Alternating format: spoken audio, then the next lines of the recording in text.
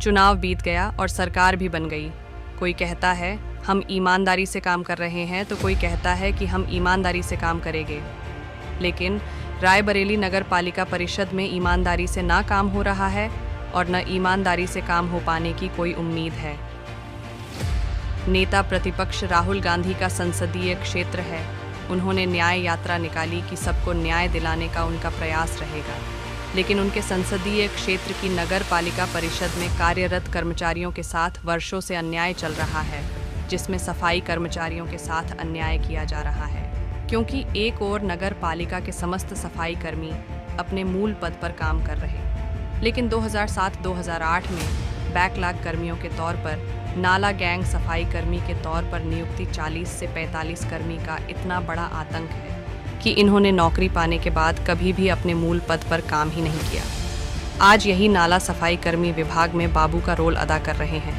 इसको लेकर आज अब टीम उत्तर प्रदेशीय सफाई मजदूर संघ के जिला अध्यक्ष व महामंत्री से जानकारी की, तो उन्होंने आश्चर्यजनक खुलासे किए। उन्होंने बताया कि इन कर्मचारियों के मनमाने ढंग से विभाग में काम करने और वेतन मिलने की शिकायत उन्होंने नगर पालिका परिषद अध्यक्ष अधिकारी नगर पालिका से लेकर जिला अधिकारी, अपर जिलाधिकारी, मुख्यमंत्री और मुख्यमंत्री पोर्टल से लेकर आयोग तक जज करवाई है। लेकिन पालिका के मनमानी रवैया के चलते इन कर्मचारियों को उनके मूल पद पर काम करने के लिए आज भी कोई आदेश नहीं दिया गया और न ही यह काम करने जा ही रहे हैं, जबकि एक शासनादेश भी जारी है कि कर्मचारियों से उनके मूल पद पर ही काम दिया जाए, अन्य पदों पर ना भेजा जाए और ना ही उच्च पद पर निक्की की जाए। लेकिन विभाग में यह मनमानी कर्मचारियों की मानते ही नहीं है। नहीं हमें कम पर भेजने वाला कोई है। बताते चले कि यह नगर पालिका के कर्मचारी हैं, जिनके मनमानी ढंग से काम करने के चलते अन्य कर्मचारियों में भी रोज़ देखा जा रहा है। उनका कहना है कि जब सभी को एक ही विभाग में एक ही पद पर रखा गया है, तो उनको विभाग में बाबू की जगह कुर्सी क्यों दी जाती है और वही कर्मचारियों से अपने कामों की सिफारिश करवानी पड़ती है। भैया अपना परिचय दीजिए। राजकुमार आर्या, उत्तर प्रदेशी सफाई मजदूर संघ का जिला अध्यक्ष। अध्यक्ष जी, नगर पालिका परिषद रायबरेली में 42 से 43 कर्मचारी हैं जो कि बैकलॉग पे हैं। वो जब से ज्वाइनिंग किए हैं तब से जो बताया जाता है कि अभी तक काम पे नहीं आए, अपने मूल पद पे काम नहीं किए। क्या वजह है? ये बड़ी गंभीरता का विषय है कि बैकलॉग 2007 में जो भर्ती हुई है 7-8 में 46 कर्मचारी हुई, ये अपने मूल पद पे शुरू से काम नहीं कर रहे हैं और ये कहीं ना कहीं विभाग का संरक्षण है, चाहे अधिकारी हो या चेयरमैन हो, इनके संरक्षण में ही ये कार्य हो रहा है। मतलब अगर 40 कर्मचारी माना जाए और तो उनकी तनख्वाह कितनी हुई? कर्मचारी की सैलरी कितनी हुई? एक कर्मचारी की तनख्वाह कम से कम 40 से 50 हज़ार रुपये तनख्वाह होगी। तो 40 से 50, अगर 40,000 मान लिया जाए, 40 कर्मचारी माना जाए, तो इतने कर्मचारी इतना सरकार का नुकसान करके मतलब मनमाना काम कर रहे हैं और कोई विरोध नहीं हो रहा है इसका।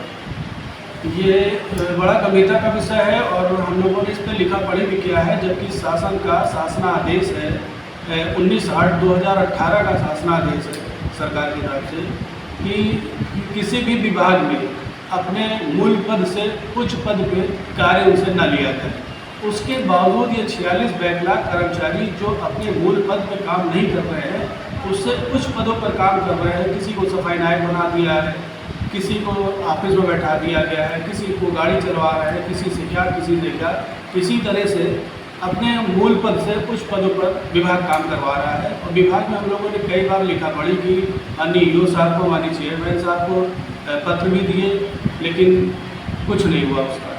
अच्छा, कभी जिला प्रशासन से भी शिकायत की आपने? जिला प्रशासन माननीय डीएम साहब को भी इसके लिए पत्र दिया गया है, लेकिन कुछ भी नहीं हुआ है। और यहाँ तक कि हम लोगों ने मुख्यमंत्री पोर्टल पे भी डाला है, माननीय मुख्यमंत्री जी को भी दिया है और माननीय राष्ट्रीय अध्यक्ष सफाई कर्मचारी आयोग, वहाँ भी पत्र भेजा गया है। जिला अधिकारी को शिकायती पत्र दिए हुए लगभग कितना समय गुजर गया?